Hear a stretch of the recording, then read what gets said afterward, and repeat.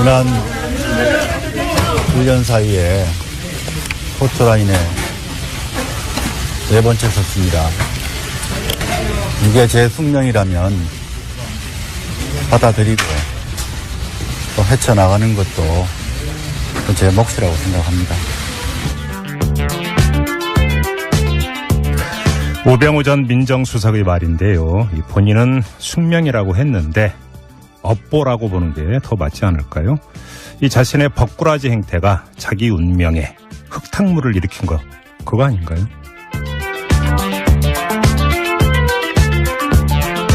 색다른 시선 김종배입니다는 오늘도 우직하게 하루를 정리해드립니다. 지금 바로 시작합니다.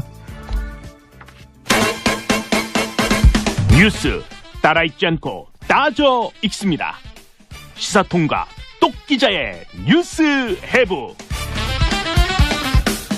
네, TBS 보도국의 양아람 기자 모셨습니다. 어서 오세요. 네, 안녕하세요. 자, 첫 소식은요? 네, 앞서 우병우 전 청와대 민정수석이 포토라인에 4번째 섰다 이렇게 말을 했잖아요. 이것도 기록 아닌가 싶어요. 네. 안 찾아봤습니다만. 네. 네, 4번째로 이제 검찰에 소환됐는데 우 전 수석은 이석수 전 대통령 직속 특별감찰관 그리고 이광구 우리은행장 등 공직자나 민간인들을 불법 사찰한 혐의를 받고 있습니다. 네. 검찰은 추명호 전 국정원 국장에게서 우 전 수석이 전화로 지시를 해서 이석수 감찰관의 뒷조사를 하고 우 전 수석 측에 보고했다. 이런 진술을 확보한 상태입니다. 네.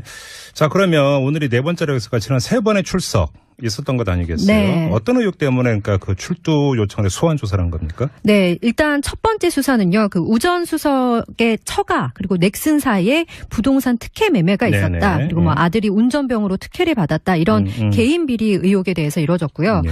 두 번째는 비선 실세 최순실 씨의 국정농단을 방조하고 묵인한 혐의로 그리고 세 번째는 공무원의 인사에 부당으로 이제 개입했다. 이런 의혹 등으로 예. 수사를 받았습니다.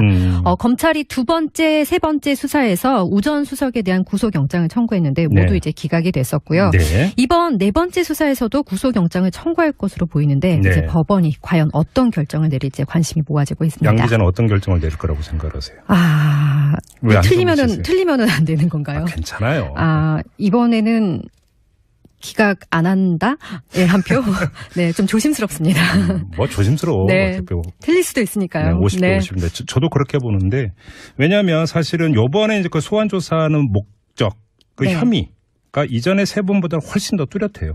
네. 훨씬 더 뚜렷하고 거기다가 사안의 어떤 악성이라고 하는 게 사찰을 그 지시하고 비선보고를 받았다는 것 아니겠습니까? 네. 그러니까 이전에 어떤 그 했던 혐의보다는 상당히 사안이 중하고 또 한 가지는 관련자들이 이미 검찰에 진술을 했다는 거 아니겠습니까? 네. 사실을 시인을 했다. 네, 진술이 확보됐고요. 추명호 네. 전 국장, 최윤수 전 국정원 2차장 모두 그 시인을 했다고 하는 점. 바로 이것 때문에 구속영장이 발부될 가능성이 높다. 조금 전에 그 최윤수 전 2차장에 대해서는 검찰이 구속영장 청구했다는 지금 뉴스도 나오고 있던데요. 네. 최윤수 전 2차장에 대해서 구속영장이 발부가 된다면 우병우 전 민정수석의 앞날도 어느 정도는 가늠해 볼 수 있을 것 같습니다. 자, 다음으로 가죠.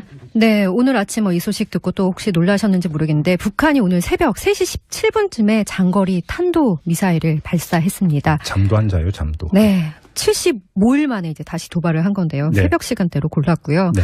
북한이 이제 바로 낮에 조선중앙방송을 통해서 정부 성명을 발표를 했습니다.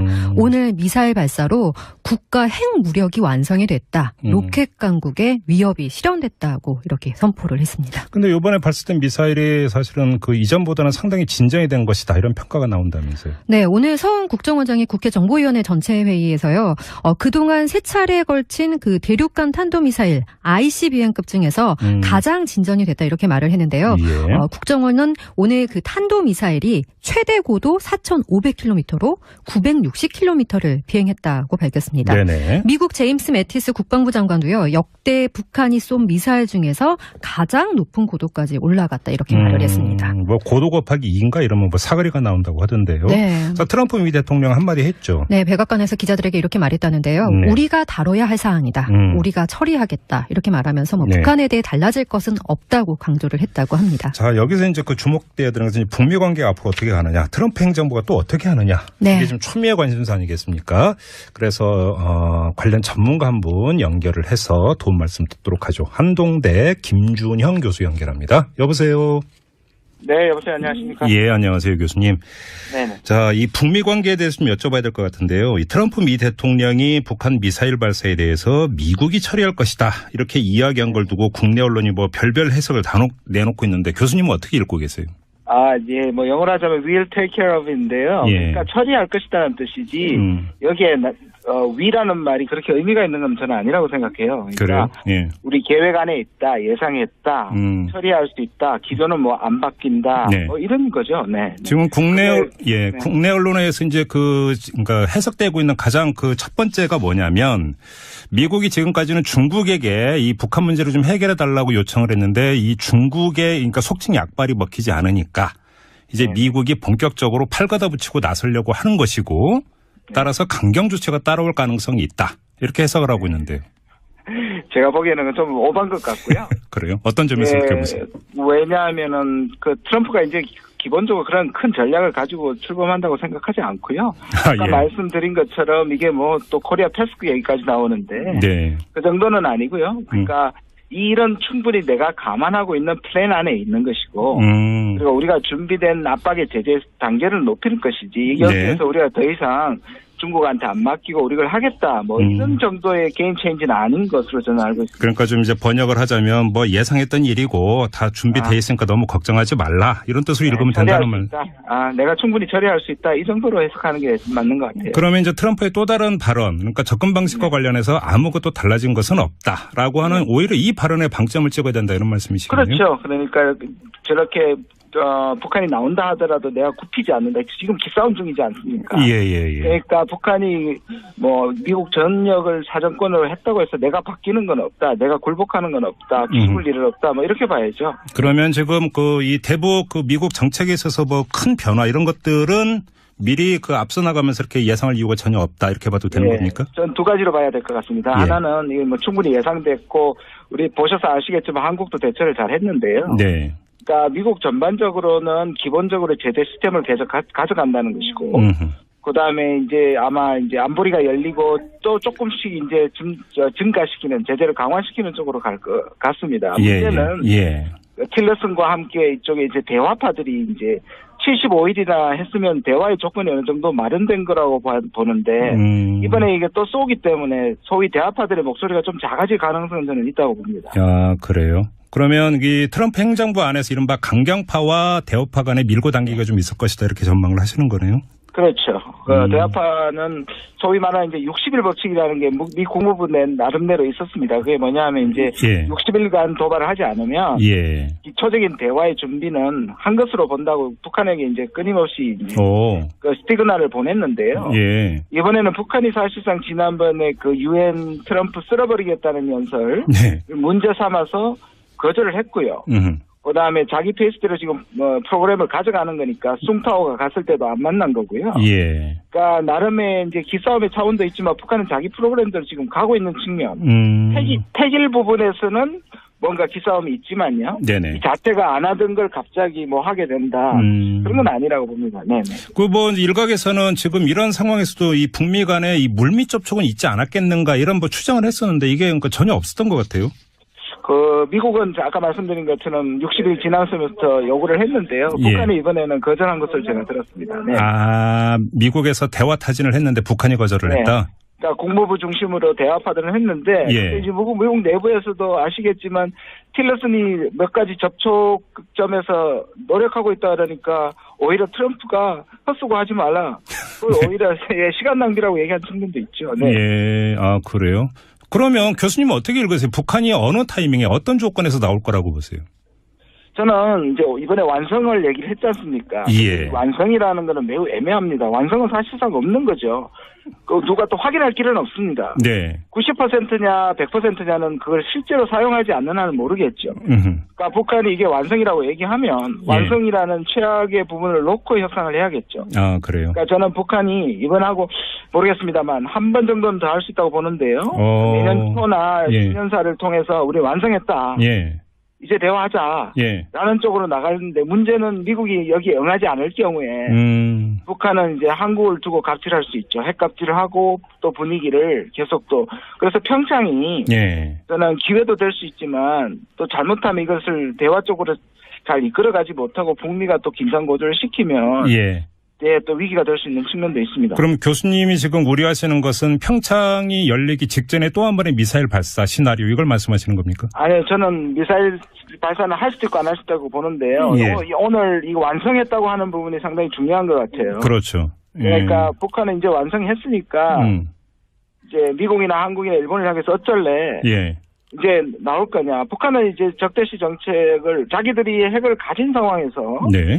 유리한 조건에서 대화를 하겠다는 게 처음부터 얘기를 했기 때문에 네. 과연 이제 그런 면에서 미국이 대화로 들어가는 것이 미국으로서는 또 기싸움에서 지는 것으로 비칠 수가 있으니까 그게 사실은 오늘 트럼프의 발언이라고 저는 생각하거든요. 예. 자칫 바뀐 것은 없다. 예. 그러니까 게임 천재가 될 수 없다. 다시 말해서 그 게임 체인저는 우리가 제재를 풀고 대화로 가는 게 아니다. 그러니까 그런 기싸움 속에서 우리가 이걸 어떻게 대화로 네. 끌어내느냐가 앞으로 몇 달 남은 이 평생까지 아주 관건이 될 것 같습니다. 그럼 마지막으로 이제 북한은 오늘 이제 어떻게 이야기를 했냐면 핵 무력이 완성이 됐다 이렇게 이제 주장을 했는데 네네. 그러면 이제 만약에 북한이 대화 테이블에 나온다 하더라도 네. 대화의 의제 그다음에 그 반대 국부라고 하는 것은 동결에 대한 대가가 아니라 그럼 폐기 이야기에 대한 대가 이렇게 가는 겁니까 시나리오가? 그러니까 이제 우리가 그렇게 멀리를 보면 북한은 이제 핵을 가진 채로 지금 미국하고 군축하겠다는 거니까요. 군축? 받아들일 수가 예. 없죠. 그리고 미국이 만약에 그걸 받아들이게 되면 북한의 핵을 인정하는 게 되거든요. 그렇죠. 네. 그러니까 그런 식의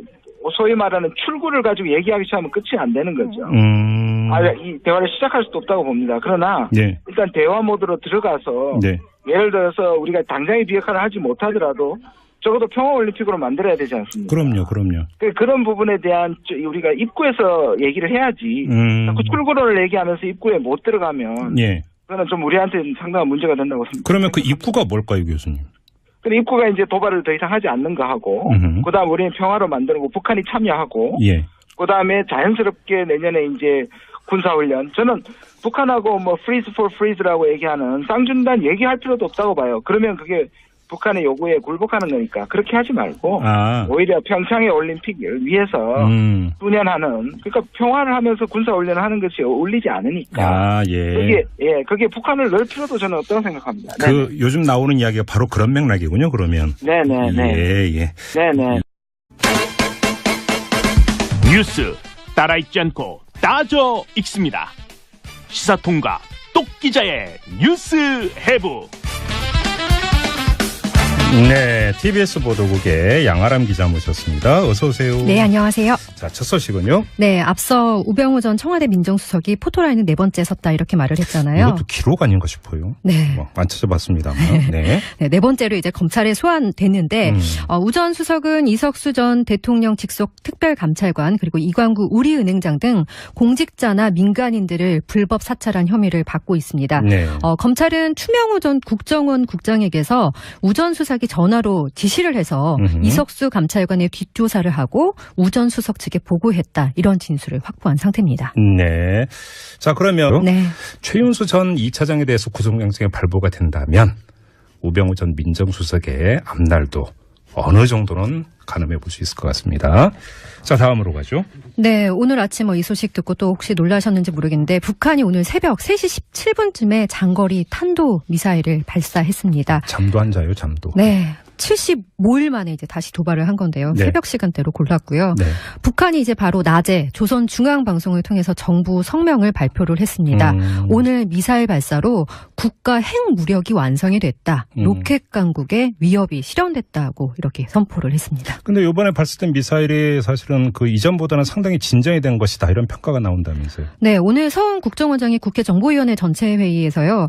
그동안 3차례에 걸친 그 대륙간 탄도미사일 오늘이 4번째라고 해서 지난 3번의 출석. 있었던 것 아니겠어요? 네. 어떤 의혹 때문에 그러니까 그 출두 요청에 소환 조사를 한 겁니까? 네, 일단 첫 번째 수사는요. 그 우전 수석의 처가 그리고 넥슨 사이에 부동산 특혜 매매가 있었다. 네네. 그리고 뭐 아들이 운전병으로 특혜를 받았다. 이런 개인 비리 의혹에 대해서 이뤄졌고요. 네.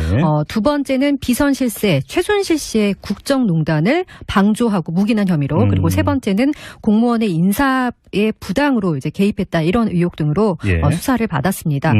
검찰이 두 번째, 세 번째 수사에서 우전 수석에 대한 구속영장을 청구했는데 모두 네. 이제 기각이 됐었고요. 네. 이번 네 번째 수사에서도 구속영장을 청구할 것으로 보이는데 네. 이제 법원이 과연 어떤 결정을 내릴지 관심이 모아지고 있습니다. 양 기자는 어떤 결정을 내릴 거라고 생각하세요? 왜 안 틀리면은 안 되는 건가요? 괜찮아요.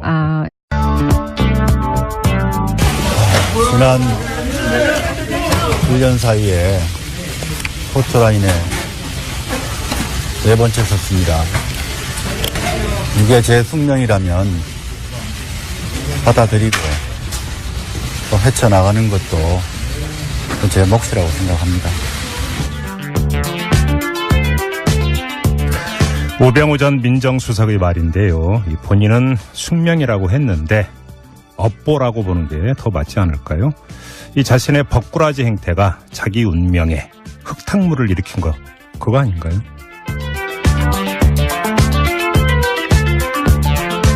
색다른 시선 김종배입니다는 오늘도 우직하게 하루를 정리해드립니다. 지금 바로 시작합니다. 이번에는 기각 안 한다? 네, 한 표? 네, 좀 조심스럽습니다. 뭐 조심스러워. 네, 어차피 틀릴 수도 있으니까요. 네, 50대 네. 50인데 저도 그렇게 보는데 왜냐하면 사실은 요번에 이제 그 소환 조사하는 목적, 그 네. 혐의가 이전에 세 번보다 훨씬 더 뚜렷해요. 네. 훨씬 더 뚜렷하고 거기다가 사안의 어떤 악성이라고 하는 게 사찰을 그 지시하고 비선보고를 받았다는 것 아니겠습니까? 네. 그러니까 이전에 어떤 그 했던 혐의보다는 상당히 사안이 중하고 또 한 가지는 관련자들이 이미 검찰에 진술을 했다는 거 아니겠습니까? 네. 사실을 시인을 했다. 네, 진술이 확보됐고요. 추명호 전 국장, 최윤수 전 국정원 2차장 모두 그 시인을 했다고 하는 점. 바로 이것 때문에 구속영장이 발부될 가능성이 높다. 조금 전에 그 최윤수 전 2차장에 대해서는 검찰이 구속영장 청구했다는 지금 뉴스도 나오고 있던데요.